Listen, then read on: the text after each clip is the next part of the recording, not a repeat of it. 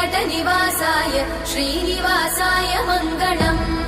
लक्ष्मी सविभ्रमालोकसुभ्रूविभ्रमचक्षुषे चक्षुषे सर्वलोकानां वेङ्कटेशाय मङ्गलम्। श्रीवेङ्कटाद्रिशृङ्गाग्रमङ्गलाभरणाङ्ग्रये मङ्गलानां निवासाय श्रीनिवासाय मङ्गलम्। सर्वावयव सौन्दर्य सम्पदा सर्वचेतसां सदा सम्मोहनायास्तु वेङ्कटेशाय मङ्गलम्।